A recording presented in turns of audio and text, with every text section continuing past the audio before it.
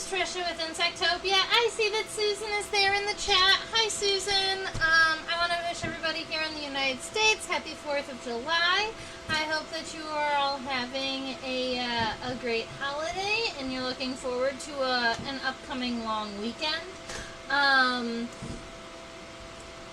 have been listening to fireworks all night, so if you can hear them through the mic, that's what you're hearing. And I just gave my kitties a little bit of catnip because they were getting a little scared by the fireworks, and I thought maybe they should just, you know, chill a little bit, especially while I was going to be live streaming away from them. So that is a little update on how I'm doing. I was just looking through my collection trying to decide what we were going to draw today, and honestly, I'm not quite sure.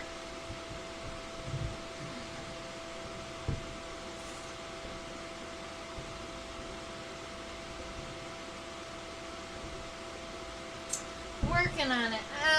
So last week we drew the beetle, the scarab. The week before that,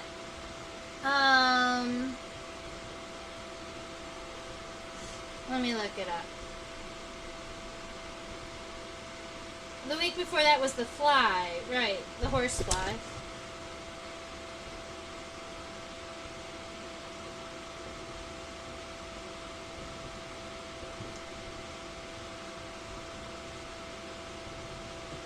Jerusalem cricket?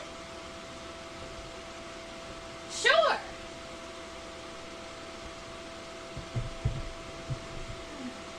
It's funny because I was just looking at the orthopteroids.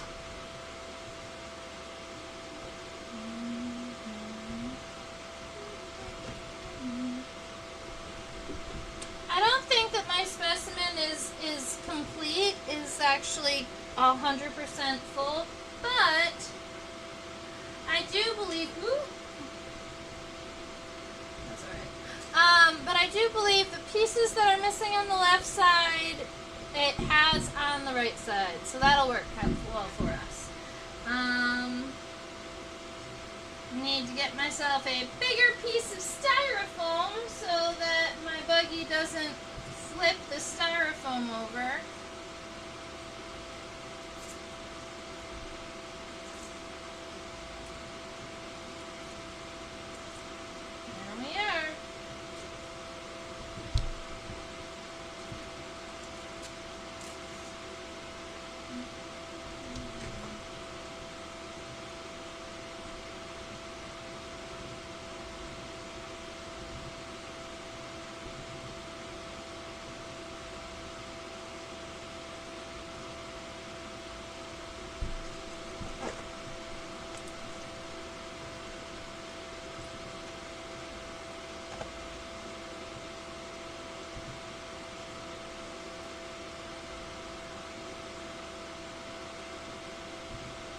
The Jerusalem cricket is one of those insects that I would consider glabrous, meaning shiny.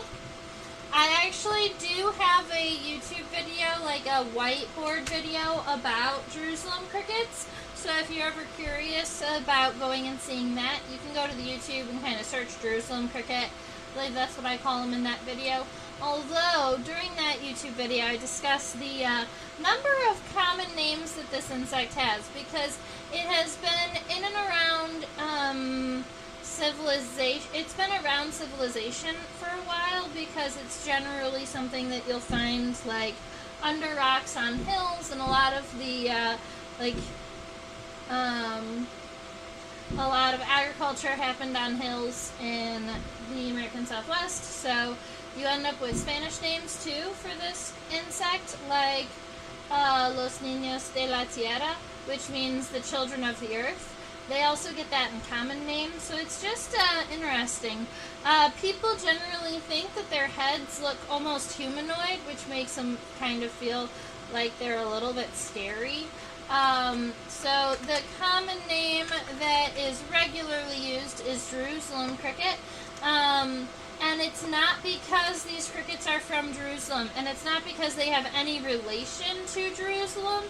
And I looked it up one time to see if I could determine why they're called Jerusalem crickets when that is not, it doesn't have anything to do with them. But what it is that back in the day, saying, "Oh, Jerusalem," was like saying, "Oh my," like it was something that you said when you were startled or scared, and people would, be in their gardens and whatnot, and they would see one of these giant Jerusalem crickets, and they would be startled, and they would gasp, and they would say, "Oh, Jerusalem," and that's why some people think that Jerusalem crickets, that's how some people believe Jerusalem crickets got their name. At the moment, I am looking for the location that I collected it. Aha. So this specimen was collected in Utah, in Kane County, in 2010.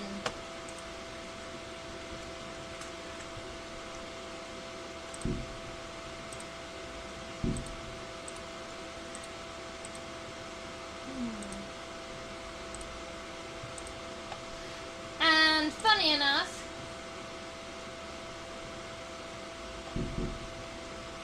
looks like there's only one real super common Jerusalem cricket in Utah. I'm going to check one more thing.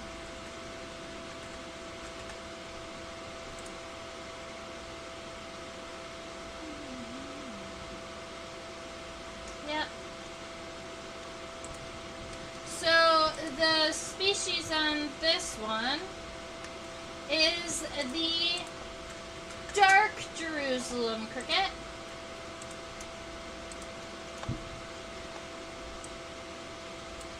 So let me go ahead and write that down on my paper first, and then I will give you the I'll give you the scientific name.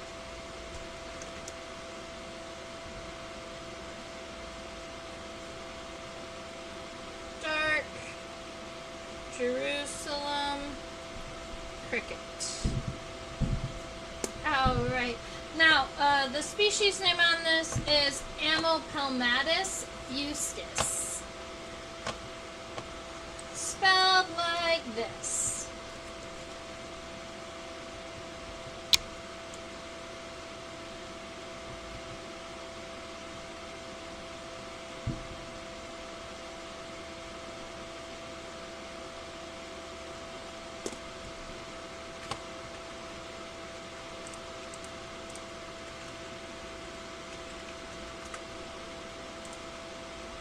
Oh, and let me go ahead and change the name of the live stream to Jerusalem Cricket, so that I don't forget to do that later. Jerusalem blank seems to be a name applied to lots of things that aren't exactly what they are named, like Jerusalem artichoke, a type of sunflower. Interesting! I had not heard of that before, Susan. I am fascinated. I wonder, that is kind of an odd one.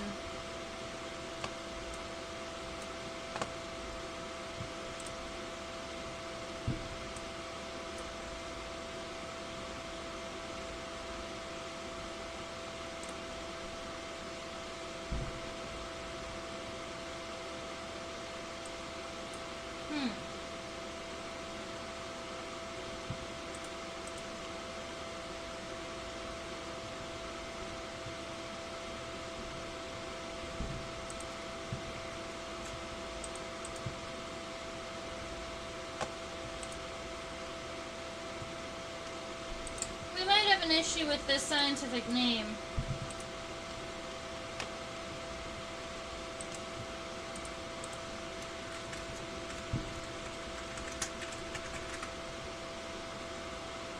So I looked it up, the common species up on iNaturalist, and this is the one that would be common on iNaturalist, but I thought Stenopelmatus was the genus, and so I did find it odd that they had it under Amopelmatus. But now, I just double checked it on Bug Guide.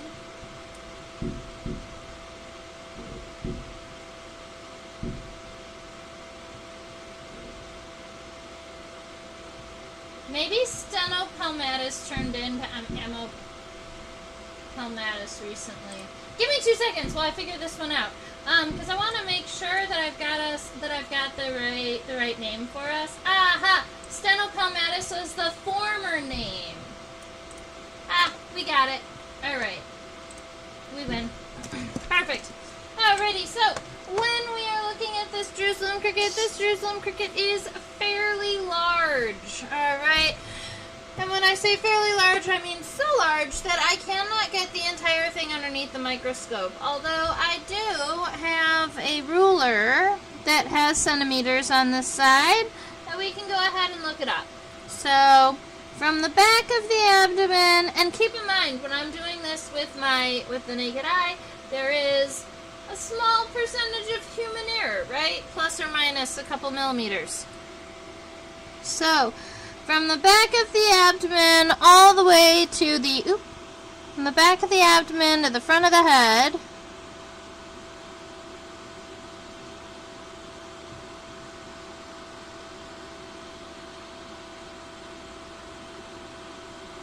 We're looking at about 4.5 centimeters.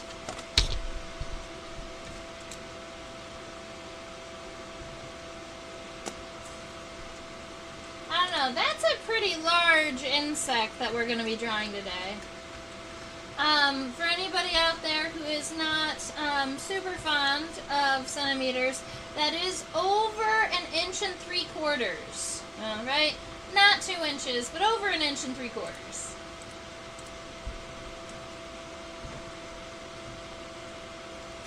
Alright, so what I'm thinking we're going to do, we're going to be drawing this insect from the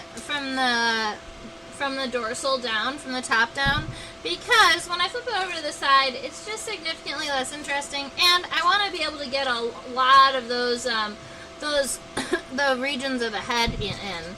This insect has these crazy awesome chewing mouth parts here that we're going to be able to check out.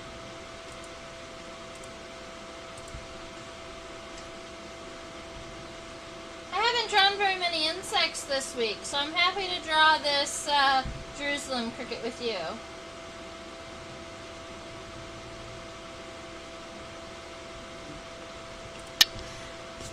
Alright, so keep in mind that, let's see, the antennae are going to go past the front of the head pretty good.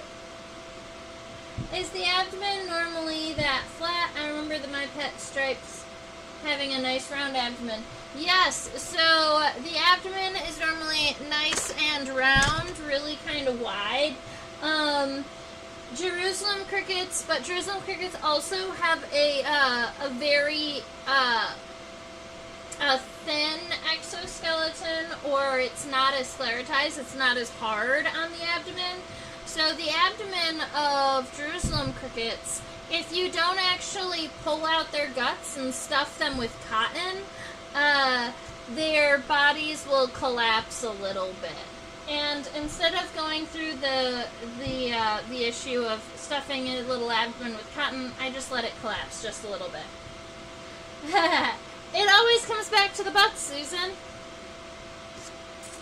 Alright, let's see. So the head is actually pretty wide in comparison to the body. If we pull it over here, look at that. So you're not going to get too much wider than the head outside of a little bit of the abdomen here.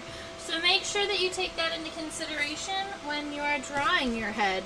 So I'm going to start mine, instead of starting it with a D shape, I'm actually going to be starting mine with 2 parentheses that are going to be, right about like that.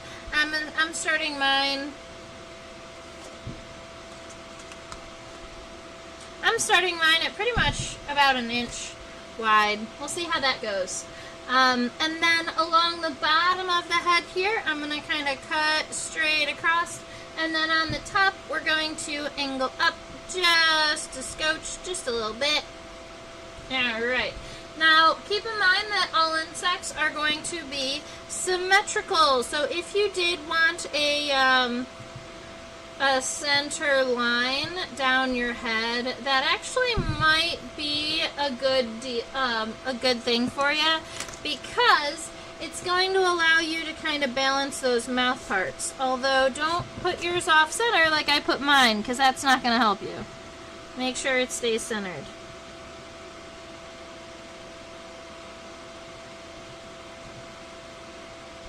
Yeah, alright. So we've got way up here along the top of the head, there is the clippius, that almost looks like a little plateau here. So we're going to come on up and give it just a little bit of a plateau. Keep in mind, we're drawing these all very nice and light so that when we zoom in, we'll be able to add all of the fine features that we need. So that right there is called the clippius. It's not technically a part of the, mouth. It is kind of the bottom of the head, and also where the labrum connects to. The labrum is this little part here. That is the upper lip of the Jerusalem cricket. So if you come up here to the top of the clippius, you're actually going to make it wider and arch along the top to give you the labrum, or the upper lip. Then there's a couple more things that you need. This dark, kind of darker brown shade off to the left and the right, those are mandibles. So coming from around at the top of the clippius, or top of the labrum, and then coming back down, and then on the other side and coming back down, those are the mandibles. Those are what our Jerusalem cricket is using to chew and swallow its food. And then you do have, we're going to actually leave it alone for now, but there are some, these are probably maxillary palps. There are some palps that are actually of decent length for one of, for a cricket. Those actually are pretty long palps. It's okay, Misty. My kitty is scratching at the door trying to come and hang out with me. Too many fireworks, I think.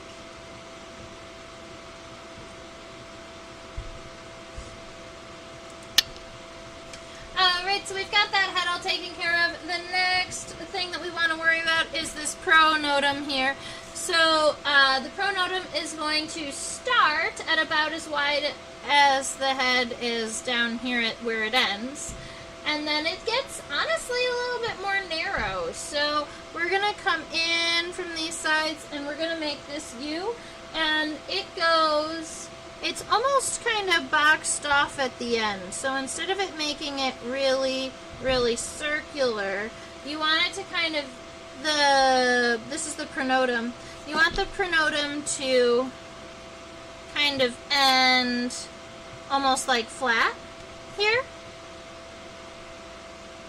And you want it to be about as long as the head without any of the mouth parts here. So about as long as the head without the clippius. There are going to be pairs of legs here. So if we're looking all the way up here in the front, we've got a front pair of legs coming out of the pronotum. What I'm going to do is just create these little boxes. Those little boxes that you can actually see at the base of the legs, those are the coxa. They're essentially the hip bones of our Jerusalem cricket. Now, after the pronotum, if we scooch on back just a little bit,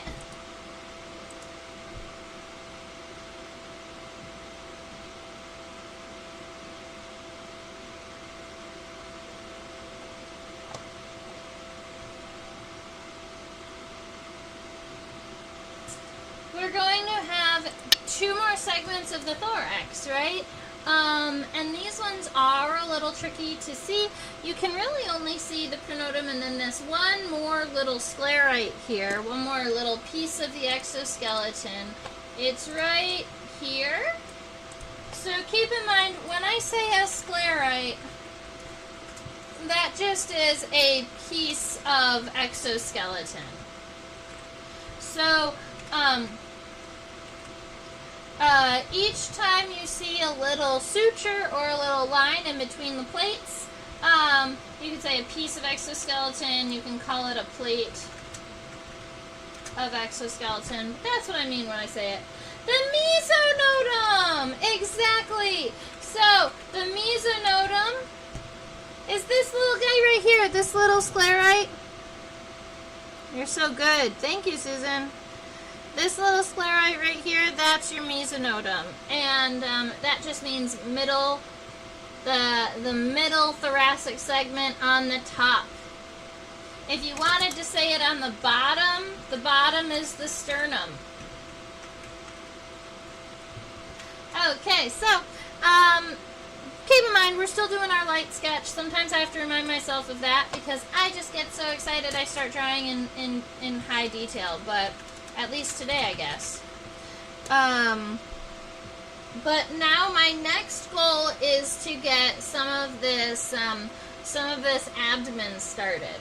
Now, the abdomen is of a decent length. Look at that. Nice and wide. The abdomen is going to be longer than all of the stuff that we have so far. The head, the mouth parts, the thorax. So just make sure that your abdomen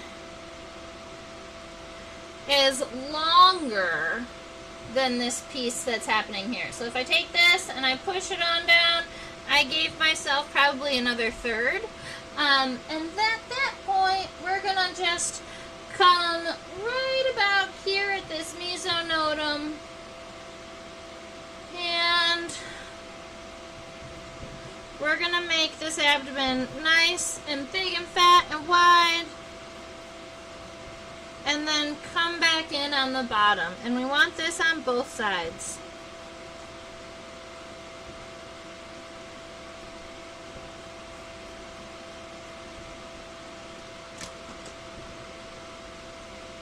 I made my abdomen a little bit longer than planned because it felt right. And sometimes that's all you need. Because when you're eyeballing an insect, if you feel like it should be just a little bit longer, the likelihood is, if you've been drawing bugs for a pretty long time, your gut is leading you correctly.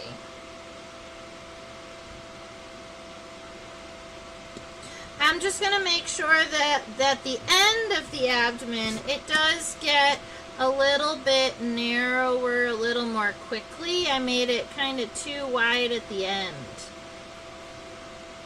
Yeah. That's better. So you make sure the point of the abdomen is equal to the center.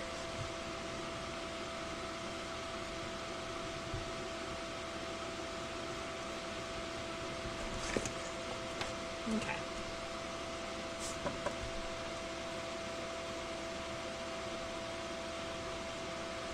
Perfect.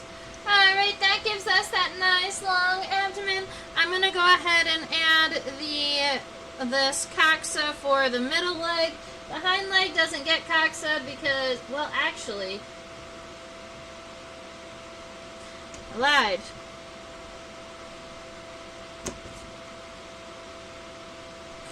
We get this guy here. And then there is a little bit of a coxa visible, which makes the top of the abdomen look a little bit fat here. That's fine, because that is going to be the hip bone or the coxa of the hind, the metacoxa, the coxa on the hind leg. Alright, that gives us a really, really nice start on the outline of our insect here. And now all we have to worry about is zooming in and adding all of the fine detail, checking out the legs, you know. all we have to worry about is all the fun stuff now. I hope that you all have been having a good time going out into the wild and looking at buggies and playing with them and watching them, photographing them if that's what you are into.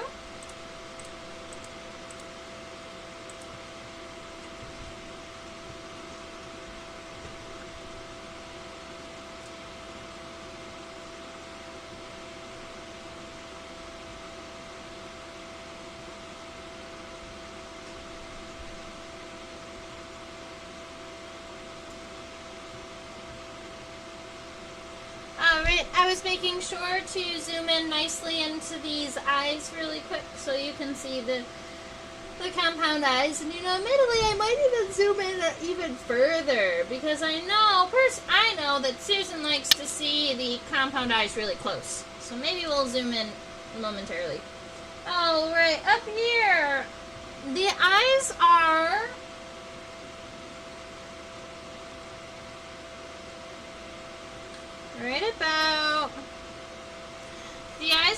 right about here. Would you call these reniform? I personally wouldn't call them reniform. I would call them notched.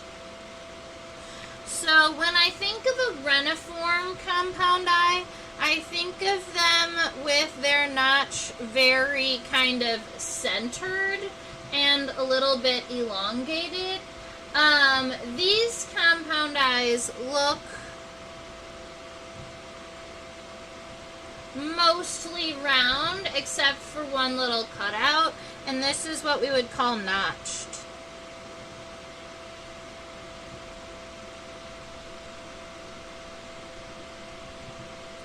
Saw some excellent bugs today. Collected some caterpillars. Aww. I hope that the caterpillars do well in your home. So I'm going to draw this notched compound eye right about here.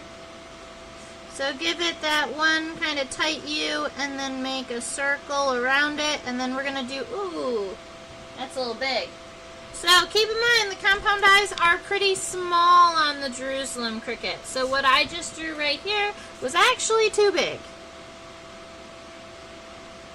I wanted it to be quite smaller. There we go. So we've got those nice little compound eyes, and then we have the antennal bases, right? So when we're discussing antenna, it is scape, pedicel, and flagella. The scape on the Jerusalem cricket's antenna is that first kind of rectangular segment right there. The pedicel almost looks like a small rounded segment after the scape. So if I change the focus just a little bit, we should be able to see, yeah, that second segment, especially the one on the right, keep in mind the antenna on the left is broken. You can see that second antennal segment is kind of circular there, and that's the pedicel. And then the remainder of these antennae are actually decently long. I would not say that their antennae are... I wouldn't say that the antenna is longer than the body. I would say that the antenna is longer than a third of the body. So if we were going to kind of measure that out, pretty long. I think that my pencil just ran out of lead. Sorry, that's why I took a pause. I'm going to go and grab more lead, and I will be right back. Ouch. Oh.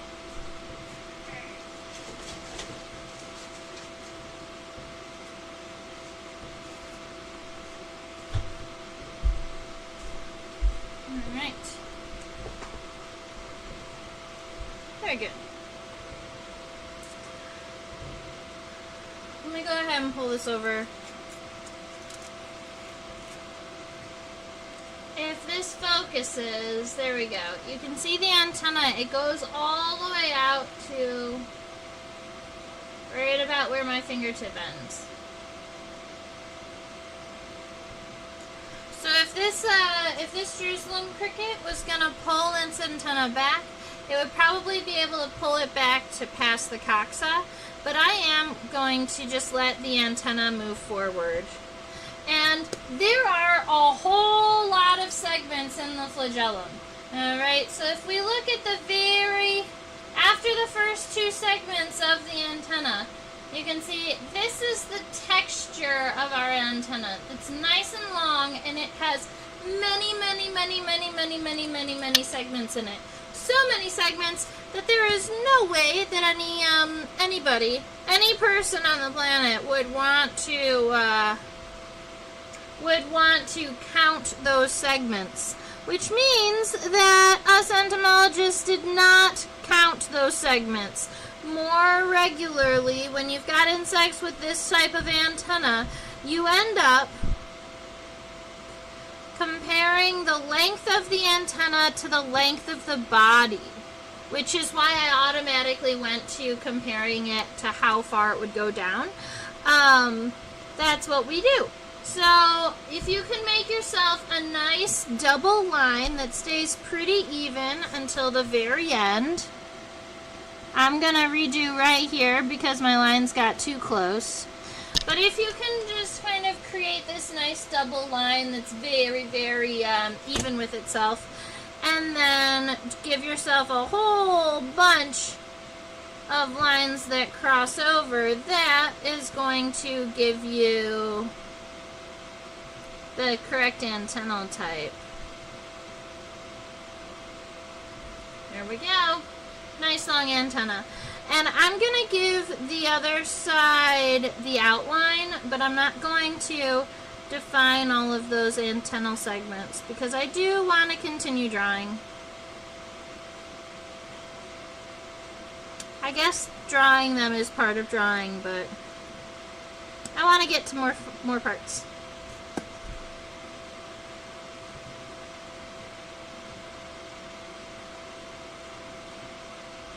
Perfect. Alright, so that gives us our antenna. If I zoom out,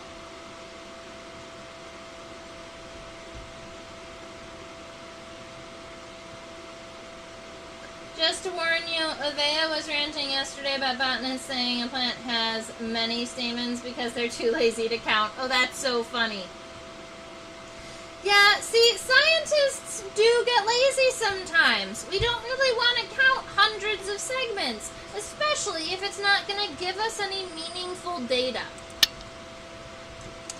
Alright, the back of the head is now straight across. You can see that the pronotum here kind of comes up around the head. So what I'm going to do is wherever I have this head touching the pronotum, I'm not going to do the bottom yet.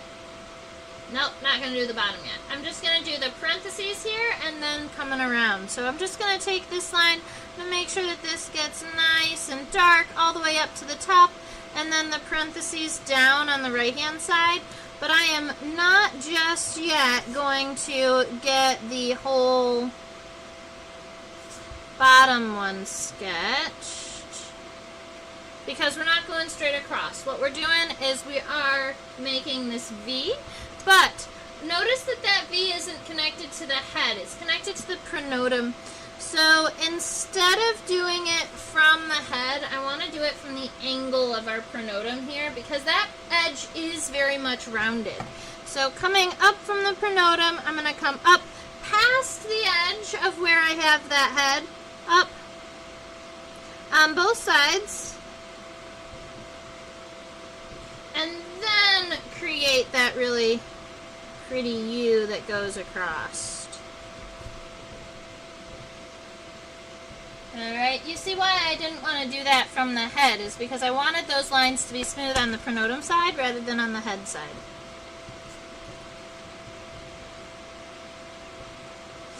Alright. Let's deal with mouth parts.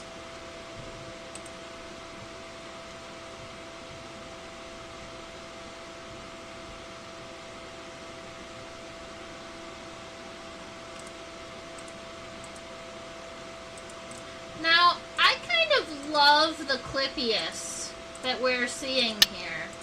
So let me give you some words. We've got the clippius in view.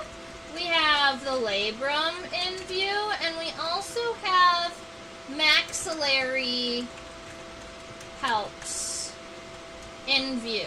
So I'm just going to give you all of these words just in case you hear me say them. Oops, that's a masked hunter. Okay, so right here, this is the clippius, and what's funny is that now that we're nice and zoomed in, it almost looks like a 3-layer cake. So make sure that when you're drawing it, instead of just creating kind of one long plateau, you give it the 3 angles, and the top one actually is protruding over the labrum. This shape here at the end, that's the upper lip or the labrum. And then off to the side, this guy right here and this guy right here, those are the maxillary palps. You can see the first segment right here. So you can see actually the entire palp on both sides. And they appear to be 4-segmented. So that gives you a detailed walkthrough of what we are seeing. And now all we have to do is draw them together. So I'm going to fix my camera because I like it when, yes, the microscope touches the other image. Okay.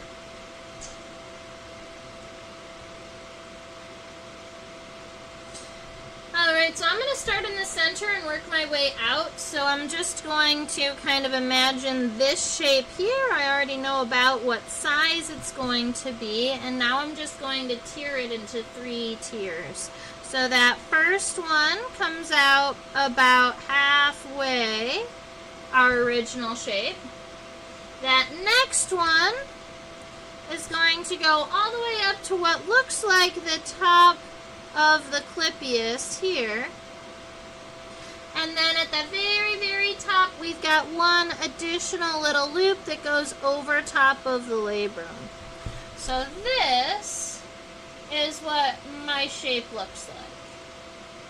That's the clippius. Then we have to worry about the labrum. That's this piece here. It's coming out from the second tier of the cake, not the third tier of the cake. And it is very, very nicely rounded up there in front.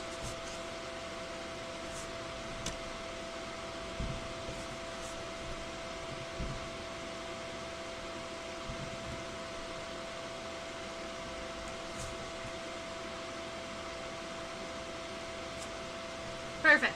All right, that's the labrum. Now, the mandibles are pretty smooth on both sides. They're these dark pieces here. I didn't write mandible on our sheet, but I think that you guys have got that at this point. So the mandibles are going to come down, but I do want you to keep in mind that the mandibles, instead of going all the way out to the edge, I want you to bring them in just a little bit, because we do have to have room for those maxillary palps. So make sure that when you pull these mandibles back, you still have a little bit of space on the outside so that you can add the palps. Or what some of my students lovingly call mouth fingers. The first segment is going to be coming out right about here. Admittedly, on my right side, it's going to align perfectly with where the antenna goes through, and that's just how it is sometimes. Now, the first segment of the maxillary palp goes all the way up to essentially the top of the mandible. So we're talking right around there. The second segment is about as long as the labrum. Right around there. And then that third and final segment is narrow in the base, wide at the end, longer in the center than on the outside. Use the left one for reference. The right one is kind of twisted up a little bit. And it is about 2/3 of the length of the previous one. So kind of like that. But I want to make sure that at each base, it's kind of narrower.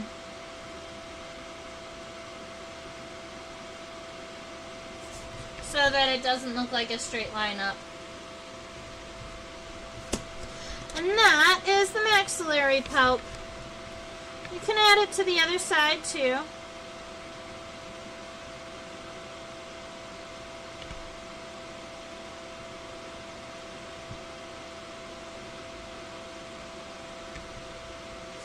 Perfect.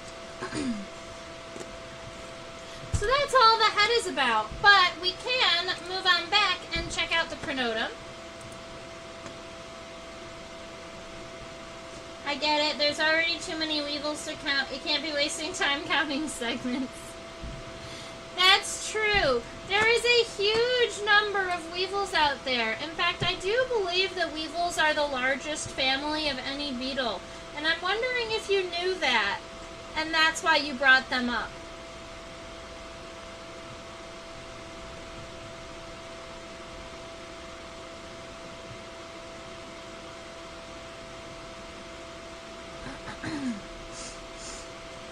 Right now we are looking at the pronotum here.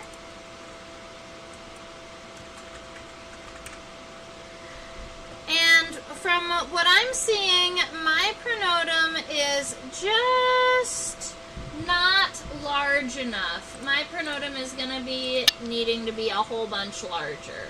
I think that my head grew while I was sketching it.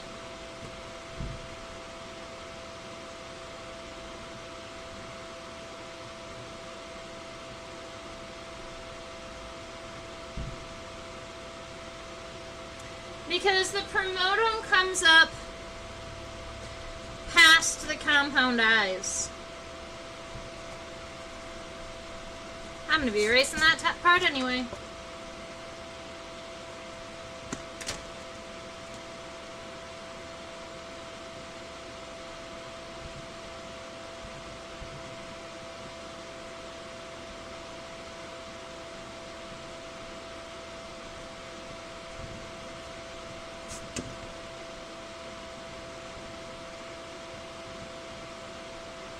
Right, so I am widening this pronotum here, and then I'm going to make it overall larger.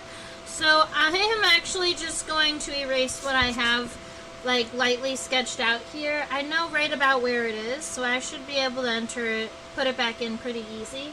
And then we're just going to make sure that the pronotum, instead of going in the whole time, does have a little bit of a convex angle before it comes back to being kind of flat.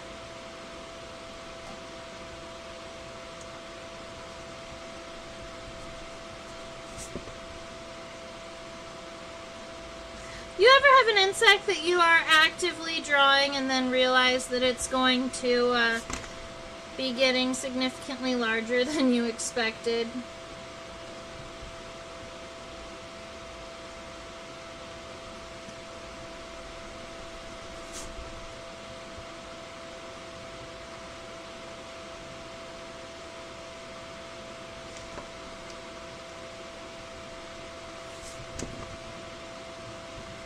It's a funny goal to have here on the bottom of the pronotum, because your goal is to make it nice and rounded on the bottom, but you want the very end of the pronotum to be a horizontal line. So your goal is to kind of make this arch so that it looks square but not angled.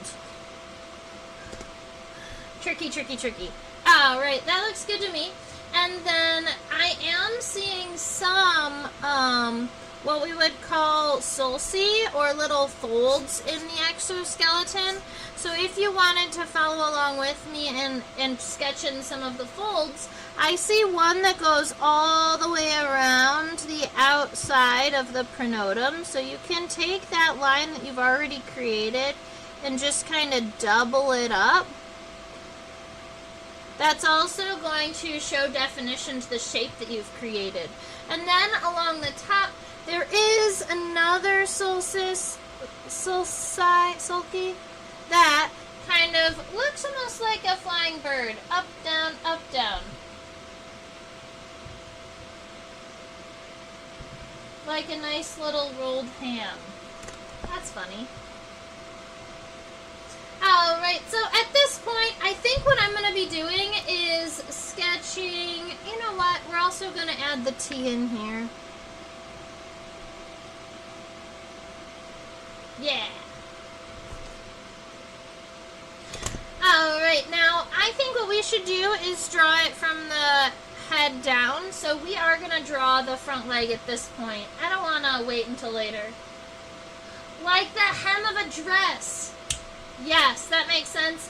I don't know why I rolled. I don't know why I read ham like the food. Don't know.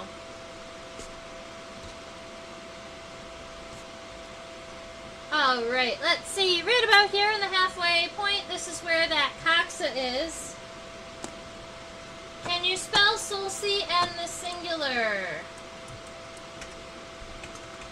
Sulci is the plural word, and sulcus is the singular word.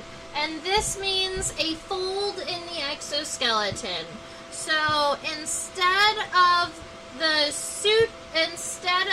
sclerites coming together like this, and there being actually two different plates, a sulcus comes from one plate folding instead of there being two plates. And this looks like that funny emoji with his tongue sticking out. So this one on the bottom is the sulcus, and this one on the top is called a suture. They both have places in insect anatomy. Alright, right about here, this is the middle. This is our coxa. That's kind of like our hip bone. It is actually pretty wide. Make sure that it gets up, not at the very end of the pronotum. It's right about here in the middle. And the coxa is that base square. Now, we have a couple of new things. The coxa is the new square that's right there, but you can also see the trochanter. It's kind of like a knee, but it exists in between the hip and the femur. It's this little segment right here that's going to connect the coxa, which is the square, to the femur, which is this big one. So this little guy in here, that's the trochanter.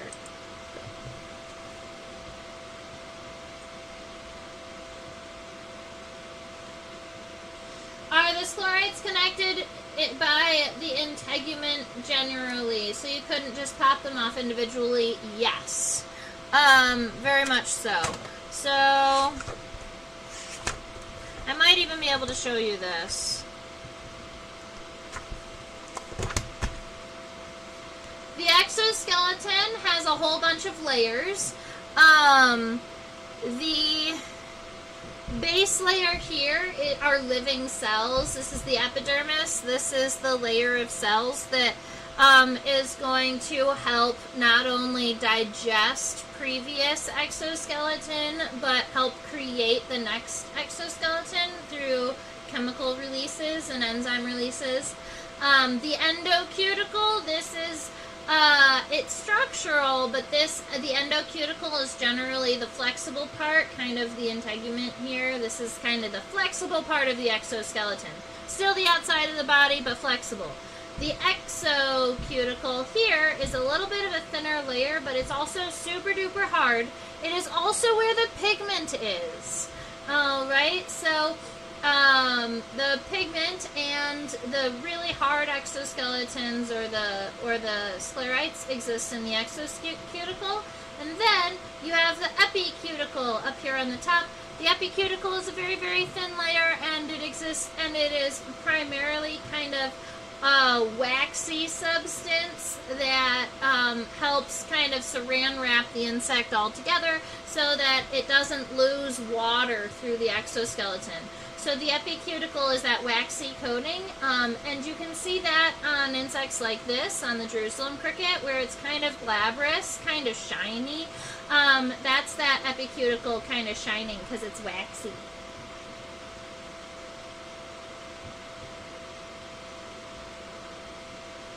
Yep. Love it. And so then, endo, right? Susan's got the linguistics here. Endo meaning inside, exo meaning outside, and then epi meaning on the surface. So you get endo, exo, and epi. Cuticle, which is just what we call the layers of the exoskeleton.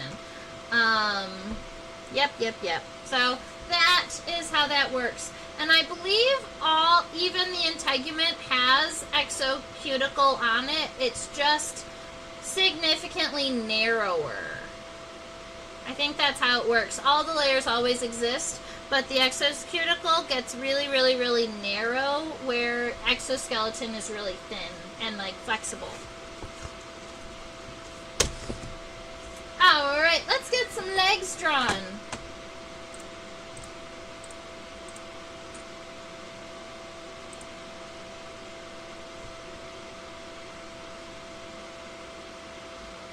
You know what? If it helps you to articulate the etymology, I think that's great. And also, it helps to remind me to tell it to the rest of the crowd, so that everybody is on the same page. So I appreciate it.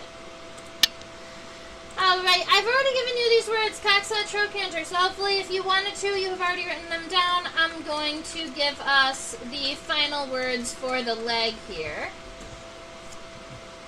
Alright, when I draw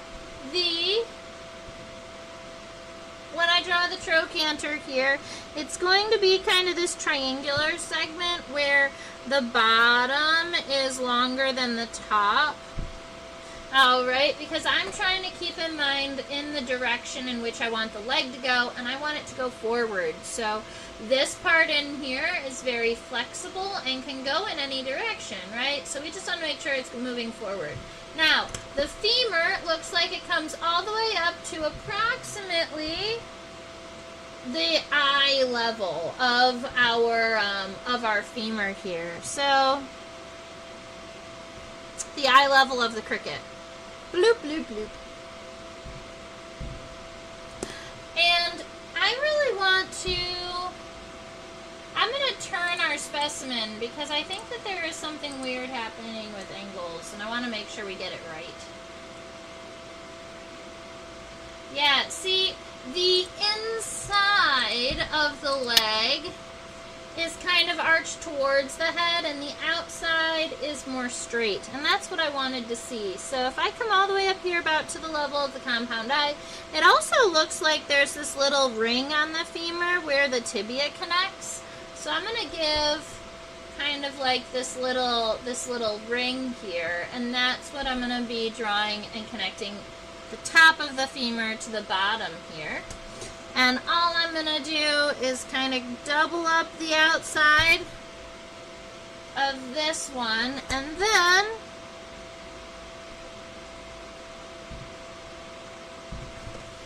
I want it to be arched towards the body and maybe even stronger.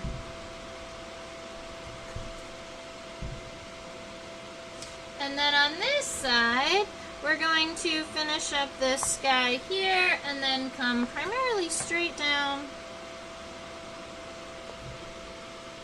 Alright, so that gives us a femur. Ooh, I'm seeing good tibial spines. Me too. Tibial spines are awesome.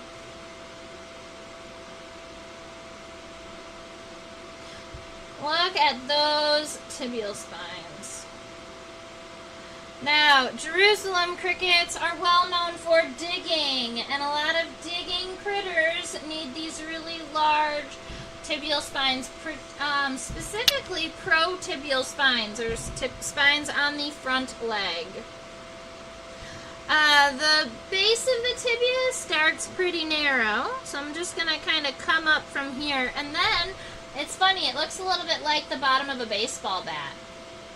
And then we are actually going to angle away from the head here. Sadly, I'm going to be going about right through this antenna, so I didn't put it in a great place, but that's alright. We'll deal with it. The tibial spines look like they reach until about the edge of the mandibles here. So I'm going to take from here, angled kind of over. I'm going to erase a large segment of my antenna here, just because I know that that's right about where my leg is going to go, and I don't want anything to be messing with it. I'll redraw the antenna. Alright, so now we get to be nice and wide. I'm imagining the tibia here without the spines first. So I'm just kind of imagining this shape that's nice and smooth on the inside, but keep in mind it is angled out and away from the body. So we're going out and away, and it gets pretty wide at the end. I'm putting this kind of a triangle at the end, a point at the end, and that's going to be kind of where I imagine the tarsal segments coming out.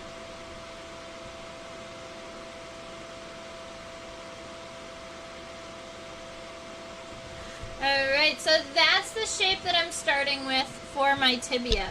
And then at this point, I'm going to be adding the spines. Now, there are 3 spines on this side here, and then 1 larger spine on this side here, and then 2 itty bitty ones on the outside. So, 1, 2, 3 on this first angle. We're gonna go 1, 2, 3. 3 of those spines on going this way. Oops. The end one, where it's coming off of that side, is actually more going in that direction. And then here, right here on the inside, we're coming up a little bit.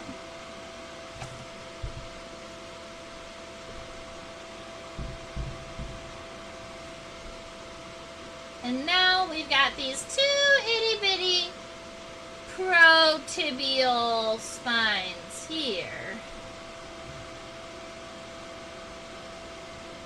Right about like that. And then coming out from between these 2, this is where those tarsal segments go, or the tarsi go.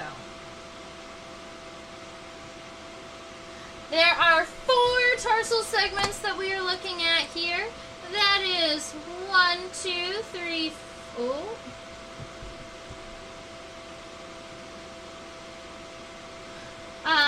This one comes from here all the way to here. So this is 1, 2, 3, 4.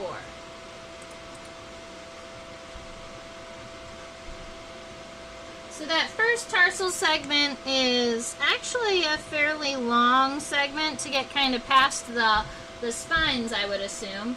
And then 2 and 3 are pretty small, kind of triangular segments.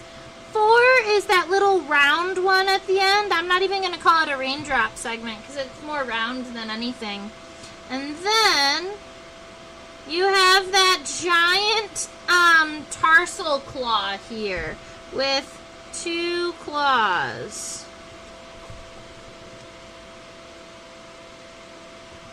And once you get the leg all situated, funny enough is that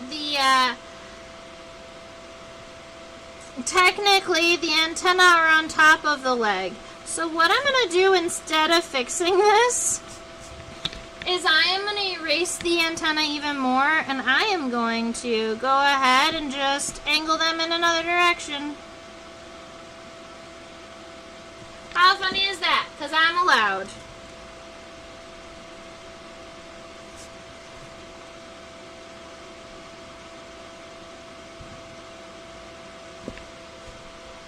I'll fix that later.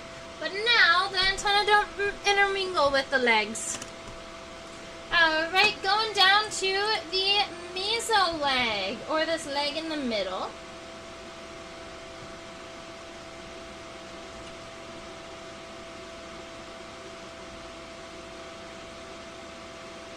This is what it looks like from the top. So we can see all of the pieces again, the coxa, the trochanter, femur, tibia, tarsi. Although, because the leg isn't really extended. It's kind of sitting on top of itself. You can't see as many of the features. That's okay. So right here at the end, this is where we are going to be adding our coxa, along with, let's see, so I'm going to add the coxa here. And what I'm going to do when I add the coxa is I'm going to go past the edge of the pronotum here. And I'm going to create this little mesonotum that we talked about earlier. And then just make sure they touch at the edge here. So we've got that mesonotum, that second segment of the thorax on the top.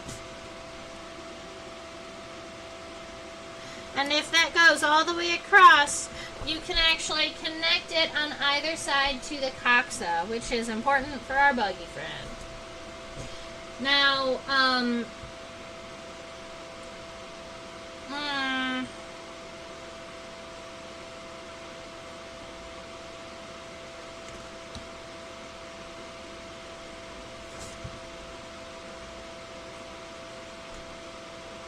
so I'm going to make our femur go forward at a stronger angle, because then we can show off the tibia a little bit more. And I'm going to go ahead and tilt our Jerusalem cricket kind of at the angle that I'm going to be drawing it.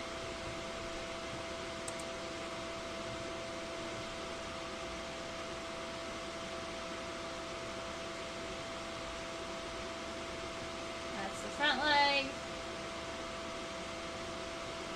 Here. This shows you more of what the middle leg looks like, so that you can go ahead and decide for yourself how you would like to kind of angle that and work it into your drawing.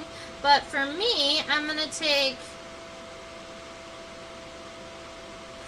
the trochanter and I'm going to make it a lot longer on the bottom than at the top. And I'm going to be angling my femur up kind of like in the direction you're seeing here.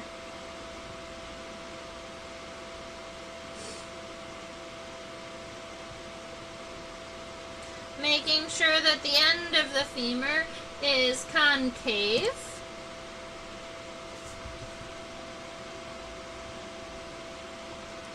And then when I bring the tibia down, I'm bringing it down pretty much in the same exact angle that this has here. Just keep in mind that it connects to that concave region and then comes down. Down, down, down, down, down, down, down, and out.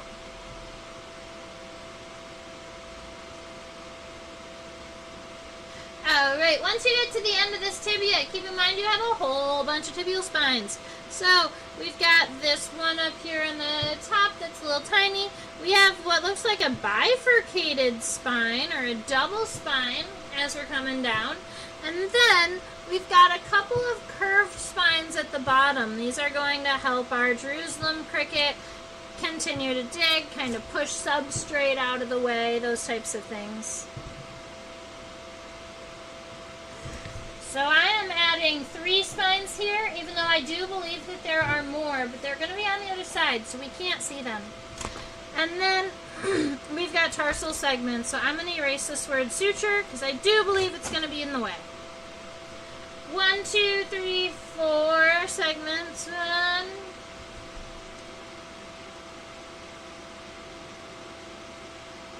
4 segments, 4 tarsal segments again. This first tarsal segment is kind of shorter.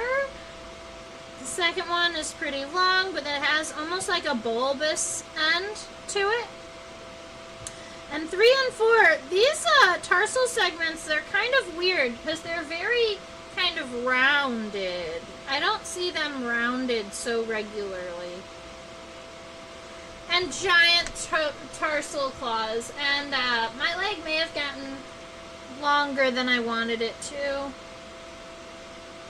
Or maybe my abdomen, because my bug has gotten larger and my abdomen's going to have to be larger, it's making me feel like the leg is too long. That's better. Okay.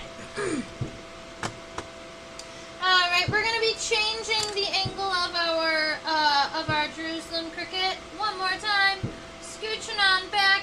do have the connection to the front legs and the middle legs all taken care of. We have the mesonotum taken care of. You can see a lot of this kind of integument, or this really soft portion here, kind of in between the mesonotum and the top of the abdomen. Integument is how you pronounce it, or how you write it. It's like in this region here, and then on the outside, this little piece here and this little piece there, those are actually part of that hind coxa. So what I'm going to do is, I do want to refresh my outline of the abdomen here, so I'm just going to take kind of where I have my mesonotum now and just refresh my idea of approximately how long this abdomen should be now that I have made my Jerusalem cricket even larger.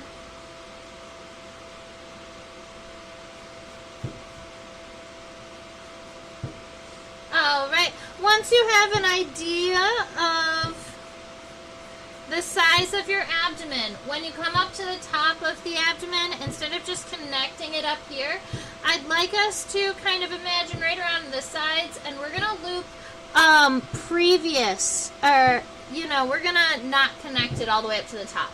So this is what I mean. We're going to come along, we're going to give it a nice round top here, but we're not going to actually connect it to the mesonotum just yet. And then once you are actually pretty happy with the outline of your abdomen here,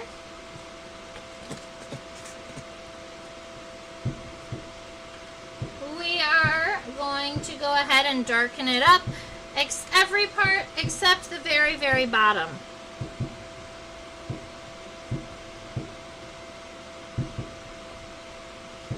Alright, so if you go back and erase any of those nice light lines, that'll give you an idea of kind of what you're working with here. And if you erase a little bit too hard, you can always come back and kind of darken the lines that you want.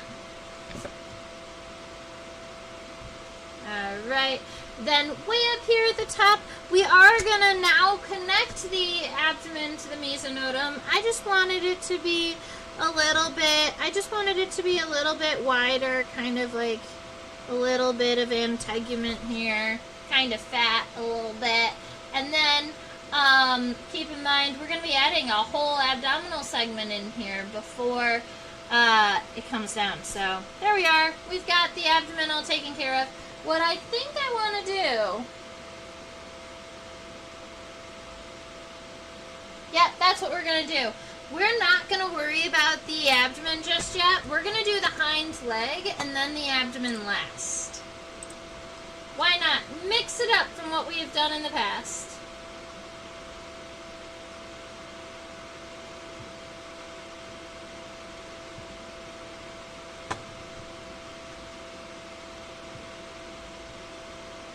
Alright, so what we are seeing here is the coxa and the beginning of the femur. So coming right about here from that very edge of that integument, I just want to make a little, kind of like a little additional little rectangle right here. That is where our hind leg is coming out. And keep in mind, the hind leg of our Jerusalem cricket, even though it is a digging insect, the hind leg is still saltatorial. Ooh, fun science word. A saltatorial leg is a jumping leg.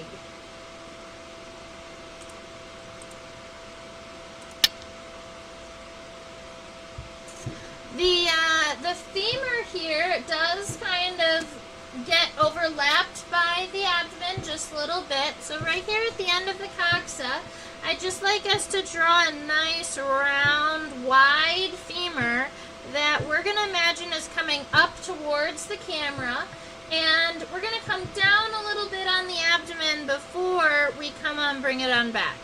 And this point here, there is also that little round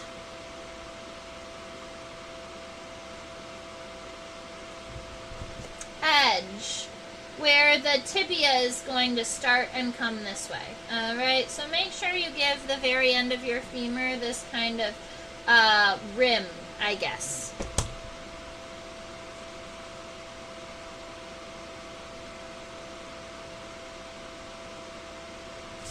Alright, femur. Now let's scooch our microscope so we can see the tibia.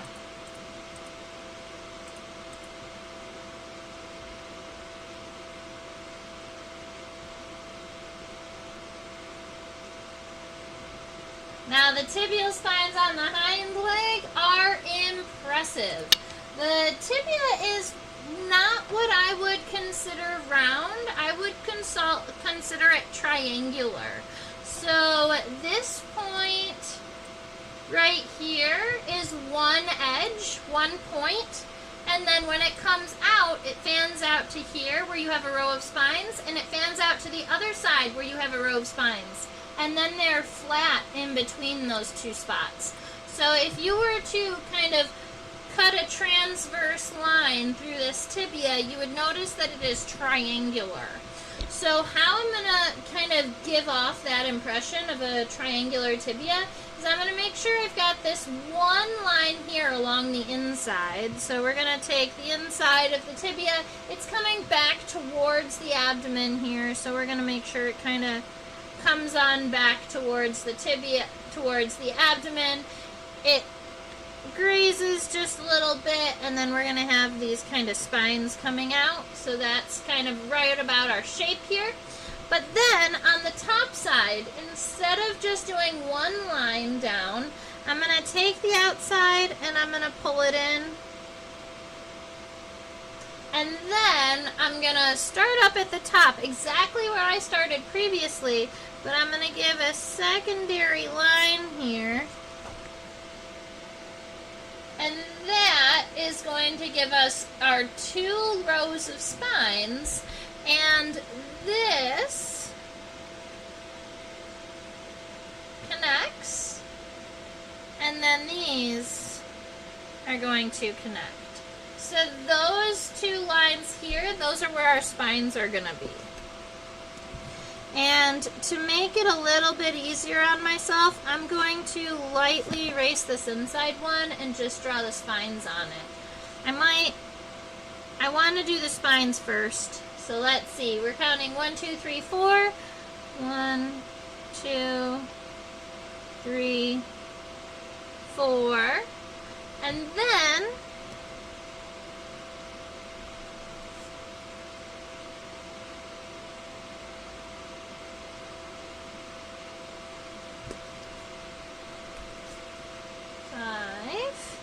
and then our tarsal segments, and then so something along that line. And then we're going to do the other side here.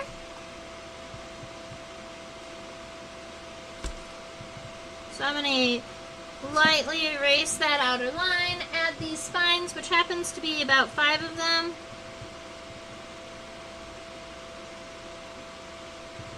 And then I'm going to draw this line back in kind of around those. So that gives me this kind of flat looking triangular piece here. And now we get tarsal segments.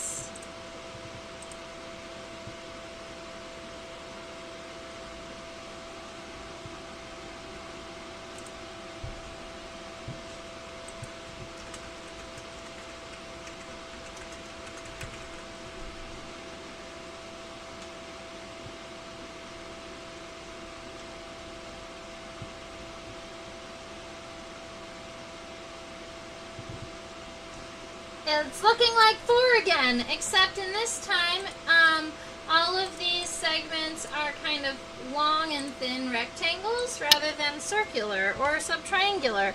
The tarsal segments on these Jerusalem crickets tend to be seems to be kind of all over the place.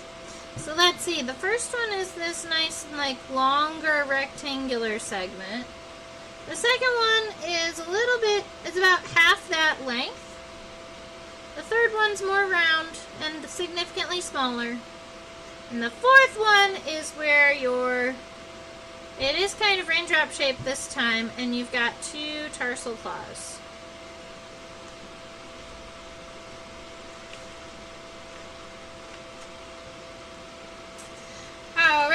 gives us a front leg, a middle leg, and a hind leg. We have the head and all of those features, the thoracic regions all taken care of. Let's draw the abdomen.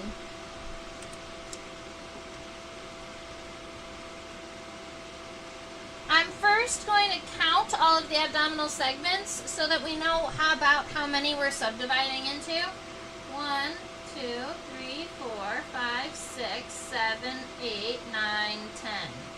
1, 2, 3, 4, 5, 6, 7, 8, 9, 10.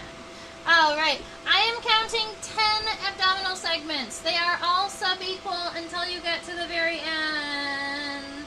Well, I mean, in reality, they're pretty much all sub-equal. So, we're going to take these lines and we are just going to very, very lightly try and get 10 segments out of this. Just so we know we can. 1, 2, 3, 4, 5, 6, 7, 8, 9, 10. All right, I got 10. It actually turned out pretty well. Okay, so when this, here's what we're gonna do. When this Jerusalem cricket had a nice rounded abdomen, it wasn't so flat like Susan had mentioned, right? So when you look at this guy sideways, you can see that his abdomen oops, he doesn't want to be sideways. You can see that his abdomen is kind of flattened on the top, but when he was not flattened, when he was perfectly round,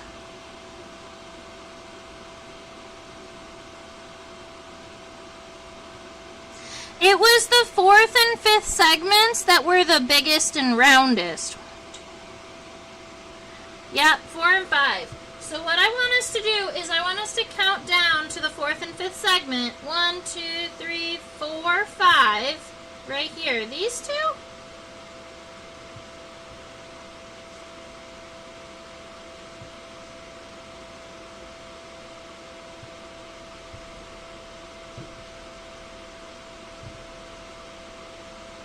I guess so.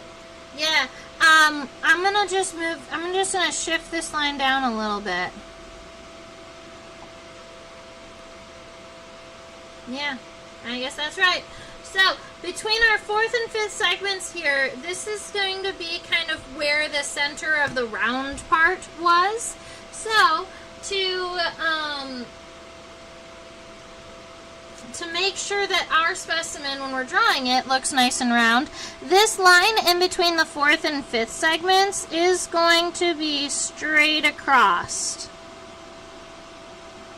rather than going up or down. And you'll notice that mine accidentally went on an angle. Try and get yours straight across. Better.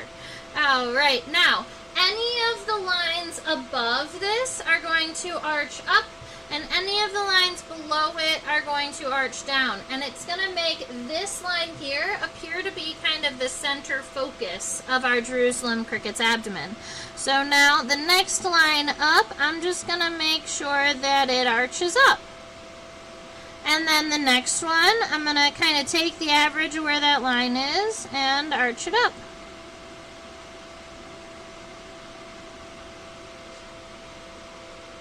Alright, and then underneath this line, we're going to kind of match the angles here, but we're going opposite.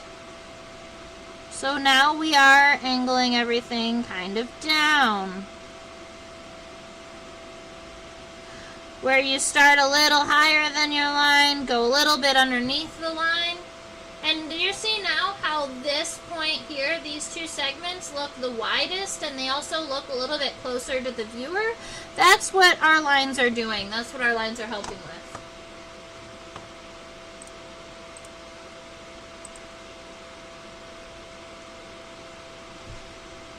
Now, I did want to zoom in and check out the end of the abdomen because, you know, funky things happen at the end of abdomens. You've got reproductive stuff. So, this final segment down here is narrow. 1, 2, 3, 4, 5, 6, 7, 8. All right, so we've got 9 and 10. Now, this right here, this narrow one, this is the segment number 9. So we're gonna kind of there. At that point, we actually might want our abdomen a little bit more narrow, so I'm actually just going to I'm going to cut it in a little bit harder here and here.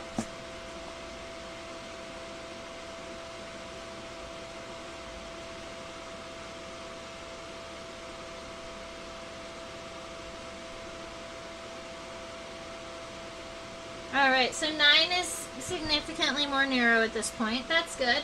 And then the bottom of number 9 actually can go straight across rather than arching down, because then our 10th segment is here. It's this kind of tongue shape, this nice long U shape here.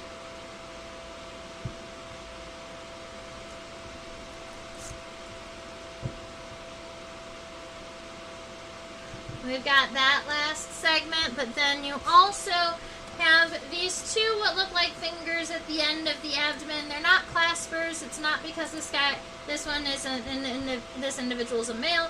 It's because those are the cerci, spelled this way. Cerci is plural for circus.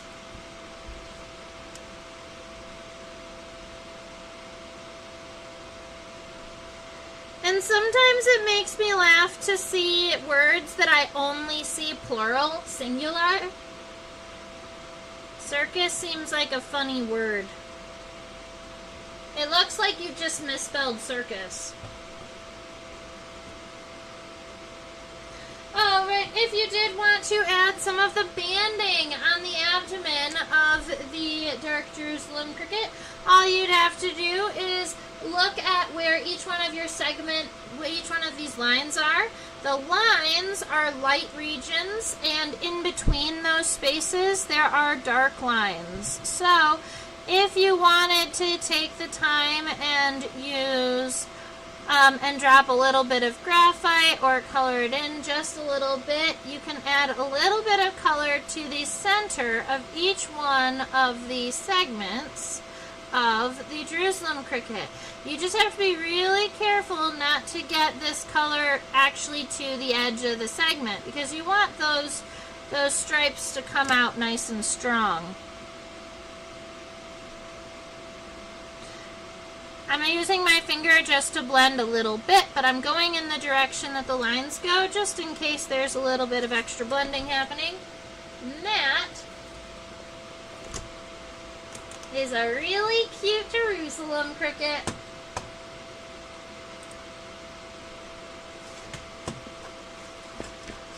I was wondering if I could get the whole thing here. Nope, I cannot. I wonder, maybe I can pick this camera up. Alright, that's what my drawing of my Jerusalem cricket looks like. I'm actually, let's see, pretty happy with it. It's very cute, actually. So that's my Jerusalem cricket. I hope that you have been happily following along and drawing your Jerusalem cricket with me. They are also, I believe, called potato bugs by somebody. Potato something or other. Woo. All right. Aw, thank you so much, Susan. It's polite of them to have such nice stripes to make them easy to count. True enough. I love an insect that makes it easy for me to count. Alright, it is 4th of July. I'm not planning on spending, ooh, I'm all crooked now. I just thought maybe I wouldn't cut my head off, but maybe I will anyway. Alright, I just wanted to say thank you for hanging out with me on the 4th of July on Independence. And if you are watching this in the future, thank you for hanging out with me for an entire hour and a half and drawing this Jerusalem cricket with us. I had a good time drawing it. I hope you did too. Keep in mind I teach on a platform also called OutSchool for student-aged students, so 5 to 8, 9 to 12. Sometimes I teach high school prep classes like 13 and up. Today I spent a lot of time, I did a bunch of classes today, but today we did spend a lot of time discussing assassin bugs. So this is my more advanced 9 to 12-year-olds, and they already knew the words rostrum and filiform and pronotum and striation. And so to give them new words, I gave them the prosternum, and I gave them and I gave them striated versus striation, but it was a whole lot of fun. I really enjoyed talking about assassin bugs today. And honestly, what else? Maybe I talked about assassin bugs 3 times today. It was great. I did talk about somebody else. Who was it? I don't know. Anyway, I talked about sphinx moths today with somebody. That's what it was. We discussed sphinx moths. These guys. Whee!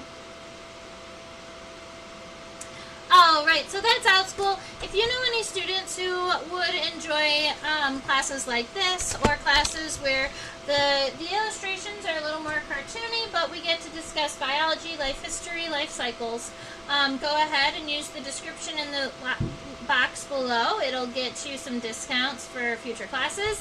Over there, you have a reminder to subscribe to my YouTube channel. So if you are hanging out with me today and you've been chit-chatting, I know that you're already subscribed, Susan, but for everybody else who just sits around and kind of watches from a distance, make sure you're subscribed so that you get notified when I go live.